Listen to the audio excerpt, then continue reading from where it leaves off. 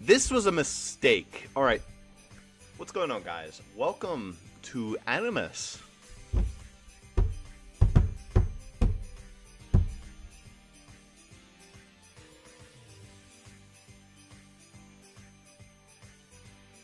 Okay, now, I'm not going to say that this is going to be super well edited or anything like that. In fact, this is probably going to require minimal effort in editing. It's just going to be my thoughts on this particular day of everything I had to watch. All 3 episodes. I don't know why I held up for 6, but like, you know, 3, that equals 3. 3 episodes that were utterly defeating in their own separate ways. Except for one. One was fun. But let's talk through these episodes in the order that I think is best to worst in terms of what the fuckery. So let's start with Ethan's episode. So for this day, Ethan picked a show called Gabriel Dropout. Now you might have heard of this anime. On the screen you're probably going to see flashes of stuff. You know, I just realized my webcam's small. Better. Anyway, it's a show about an angel, a devil, another devil who's not the main devil but like a lesser devil, and another angel as they pretty much go throughout a high school year. It's a very slice of life show from the looks of things right now. Not too bad. The comedy was pretty funny. There were some fun moments. Yet again with the joke about the cockroach being censored. I'm not sure why that's always a thing, but it is. So far, Gabriel herself, or Gab, she seems like a fine character. No real problems. She's very snooty, very defeated with the world from playing an MMO for an extended period of time. It just lost all faith in humanity. Which is true. I guess if you played a game and you just heard, I need healing, every 5 fucking seconds, you'd probably lose faith in the world very fast. Also, this image right here where it shows her with like zoomed in eyes, that has more expression than Jaden's episode where it had the zoom in eyes, but we'll get to that in a little bit. The character designs are fine, art's fine. Overall, the characters were fine. I didn't really get much of a chance. Tanya was the one who got the most character development, and by that I mean she had a fight with a dog, and that was very developmental. So far, Satania seems like the best character. I'm just saying that because Ethan has been hyping the shit out of her in the general chat. So hopefully she turns out to be a good character. She's pretty funny at this part. Every 5 seconds she's like... This was also the episode that introduced the bucket gag, which Ethan has put in a couple times about the saddest top 10 anime betrayals, and just her holding the bucket. That's pretty good.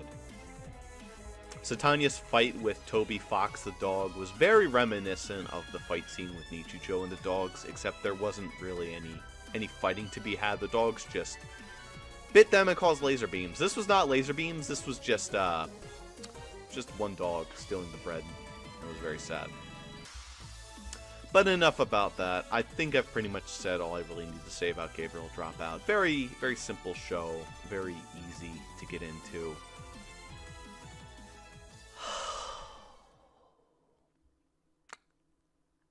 And this is when it gets bad. So believe it or not, the next show I wanted to talk about was Zoopers. And this is probably the guy who I felt like I wanted to talk about his show the last. But no, his is not even nearly as bad as what happened in Jaden's. So let's just talk about what happened in Kaijo episode 1. Now, I've already seen part of Kaijo episode 1. Now, that extends to like the first 2 minutes because I was in utter shock that this was actually a thing when this first came out. And I can say with all regards of current technology, with current media, I am still in shock that this is a thing, that this is something that human beings created. It's essentially a show where women use their body parts to fight in a ring. It has to be your boobs or your butt. And that's the whole show. It seems to be kind of slice of life-ish at the moment with a sports anime twist, which is weird because I don't know how this was not signed on for more than one season. I mean, look at this design. Look at these images. Wow. What a show with a clear agenda. What the fuck am I watching? So when the characters aren't hitting each other with their asses, or flying over each other and you get nice camel toe shots, or when you get the fucking random JoJoian cutaways to the special moves, I don't know what the fuck this is. So then, the main girl, who has, like, a funny accent, by the way, that's probably my favorite part of the show, is the accents. Like, so far, a lot of the characters have fun, but it doesn't really translate well into a Japanese to English show. You have to really see it through the subtitles. But anyway, enough about that. We run into this pink-haired girl who, I can't, or is that, like, purple? I don't fucking, she's fucking insane. Look at some of these images. Just the wide angle shots of her hair covering her face, creating these dark outlines, followed by the cuts to just she's fucking insane. Not only that, but the best friend's girl has a JoJo stand that comes out of her ass and makes her boobs look like her. And then the butt guillotine. What the fuck? Somehow her breasts grab her bra straps and launch her backwards. And she falls in the water, and that's it. She lost. But that's okay, because it's time to go meet the other two characters who are part of the main roster. One's a klutz with a Western accent, or like more of a village accent. And the other just reads magazines and is antisocial. And that's episode 1. They're about to go meet someone called the Siren, who looks like the girl who runs a really high-profit farm in Silver Spoon. That's the end of the episode.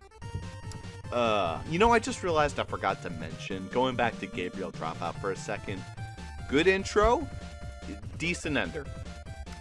With this show, Keijo, good intro, a very mediocre ender. But both of them so far have had a good intro. And that brings us to Jaden's episode. ReZero, episode 14. That's fine. That's okay. Not 1, not 2, not any of that. No, we're starting on fucking 14. So the episode starts with our lovely lead Subaru-kun waking in bed and yelling at Amelia and whining and being obnoxious. And this is apparently a flashback, I'm guessing. Then it cuts to the yard where he's getting his ass whooped by a butler while Rem just sort of sits in the background and just stares. There's the fucking, I don't know, like, you notice how with Keijo I didn't know any of the names. With this one I sort of do. That's one thing I'll give ReZero. The names are memorable. Except for the Catboy trap. I didn't actually know that the trap was in this show. I thought the trap was from a different show. No, the trap is in ReZero. And so far, he's a perfectly fine character. I don't really see any character flaws. A lot of like the, yeah, you should not have done that. And it's just kind of annoying, but it's no worse than what you get when you watch Yu-Gi-Oh! Abridged. So the intro begins. Again, very good intro. There's this one part where it shows like this girl with cat ears and this other girl wearing a Christmas hat, and they're just eating bread and they have these cute faces. I'm like, oh, that looks wholesome. When does that happen? Never. It never does. The whole show is just edgy so far. A lot of dark angles. Rem being cute and best waifu, I suppose. I don't know. So far, she seems like the obvious pick, but it's it's episode 14. We'll get to that in a minute. So Subaru is upset because the townsfolk are treating half-elves bad. Now, the only reason I can sort of grasp onto that plotline is Tales of Symphonia, in which that's also a plotline, and half-elves are sort of prejudiced against. In this series, it seems like they're prejudiced against because there's someone called the Witch, and everyone does not want to talk about the Witch or something like that. Then Subaru gets knocked on his ass, or on his knees, into the traditional losing a card game stance by the townsfolk, who are upset, I guess, because he mentioned the witch. And I thought this was an apt image to describe my feelings after day one. And we see more of cute Rem. It cuts to another fucking scene where they're talking over a balcony with this green-haired girl. I don't fucking know. There's this scene where they talk about healing his gait, and it involves the cat girl rubbing his back while Rem shoves her tits in his face. I don't fucking know. There's a lot of edgy angles, and this kid's like... I can't even describe it. His character is, very driven. I'll give you that. He's not the super edgelord I thought he'd be. He's definitely an edgelord. He's making Rem do everything, but I guess that's because she wants him to do everything. But there's a lot of angle shots where it just pans. His teeth is like, yeah. And he just looks very intense and ready to go. So, on top of Rem being more cute waifu the entire show, apparently Subaru was hearing this palace getting healed, but then he just fucks off against everyone's wishes. Goes with Rem. They travel for a bit and wind up in a town, in an inn. She flirts with him, I guess. Heals his gates. Wink, wink. He falls asleep, and then she fucks off in the middle of the night without him to go towards the palace to save Amelia or something like that. And using his own skills, Subaru pays someone to get him there. It's this kid in a red cap with silver hair. It basically looks like Zuper, but like Zuper's OC, but sad, very wimpy, and with none of the purple. So basically nothing like Zuper's OC. They travel. He basically leaves. He meets a bunch of Ku Klux Klan members. They surround him and fuck off. He arrives in this town, which he says, I'm back. So I'm assuming he's been here before. The whole town's fucked up. There's burned bodies, dead corpses, and then we run into Rem, who is dead. Has a nice sword in her back. She's fucking dead. I'm guessing she's not dead. But this ends. She looks fucking dead. Great, good fucking episode. Great, 110, best episode to start on. Would recommend. And that is where I'm going to be ending Animus for the day, is what I would be saying. Except I'm not allowed to end Animus today, because there's another anime to watch. You see, when I originally posted Animus onto my channel, the little trailer, I said, hey guys, make sure to post it, PM it in the Discord. Well, there's a certain someone who's not in our Discord who I'm in regular contact with. His name is Ian. Now, Ian saw the video and he's like, you know what? I'm going to participate too. So instead of PMing me, he just sent me a nice little text message. Let me just pull it up on my phone here. Here we go. It says https kissanime.ru/anime/Tokyo Tribe 2 episode 1 for your anime Christmas special. And I asked, Tokyo Tribe, the 13 episodes or just the one? Just the one, he said. Or 13 if you get bored. So basically, I'm gonna be watching Tokyo Tribe. I also mentioned that I could also suffer through High School of the Dead because I'm a fucking idiot. And he said, I'd probably just watch the first episode. I think everyone has seen High School of the Dead, but it'd be funnier to see you watch it. So I don't know what I'm going to do. I'm going to post the first episode and see what he says. Maybe he'll have a conclusive idea of whether or not it should be High School of the Dead or the rest of Tokyo Tribe 2. But let's talk about episode 1 of Tokyo Tribe 2. First thing I should mention, I was watching this and like, this seems familiar. This art style, I've seen this somewhere before I've seen this. And then it hit me. This is Goosh Goosh.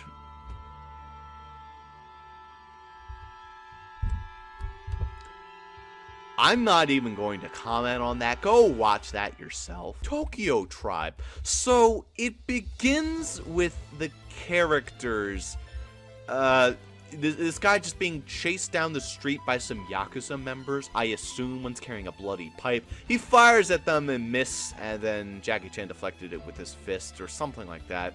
This jackass comes in with a sword, cuts his fucking arm off, and then the intro starts. Once again, great fucking intro. This is possibly the second best, or maybe in the first best. I can't think of which one would be the best of the four. You didn't get we didn't get Gabriel Dropout's Ender. I don't know why I said it was a good Ender, because I haven't seen it yet. I just realized. I saw Gabriel Dropout's intro, and that was good. Except it was at the end, so I confused myself. Anyway, the intro to Tokyo... What was this? Tokyo Tour? What did I call it again? Tokyo Tribe 2. Episode 1, yeah. Yeah, the intro was good. Very good intro. Solid ender as well. In fact, this had the best mix of a solid intro and solid ender. The ender to ReZero was okay. It wasn't great. In fact, I don't think there was an ender. I don't remember anymore. Look, the intro and ender to this was good. Anyway, so the art style is very 2006. You can definitely tell because it displays some Grand Theft Auto 3. I believe that is Miami. That one. Yeah.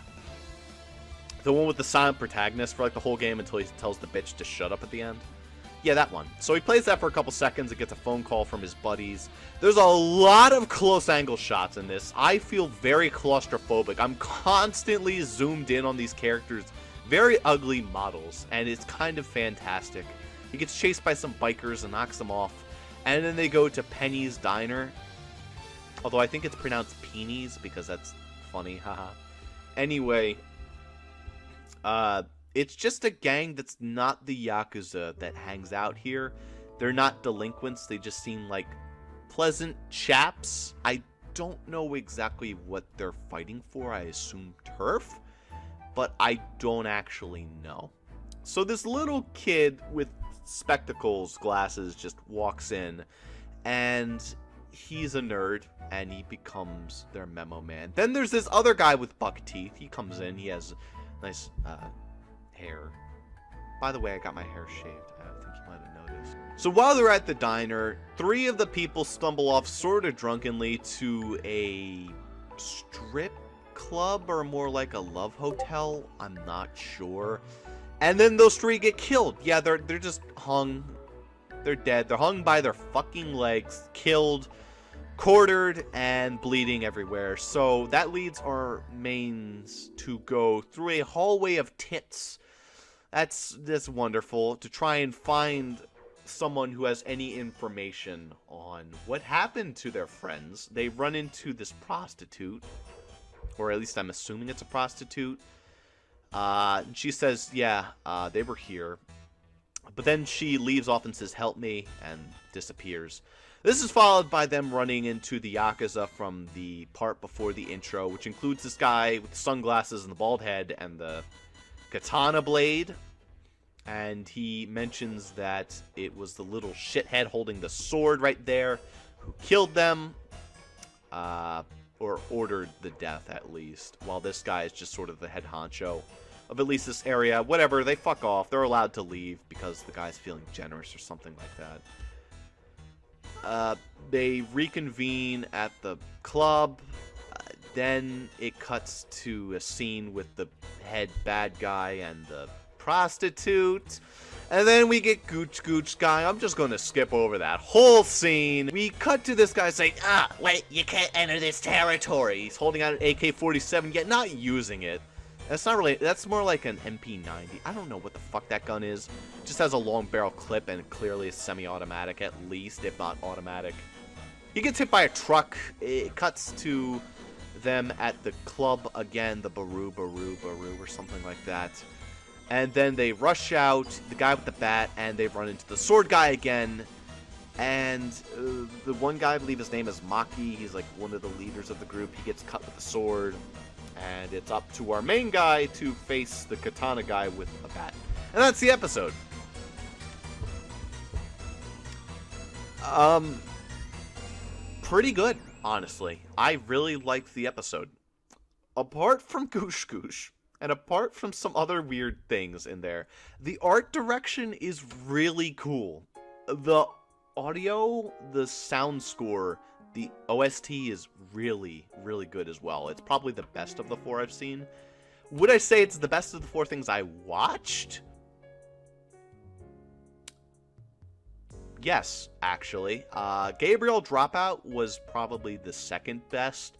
It was an interesting start, kind of funny, not really that interesting yet. I'm sure it'll probably become the best thing by the time it's over, because it has that sort of vibe where it's like, alright, it's just going to be simple slice of life. There's no way to, like, really hate it.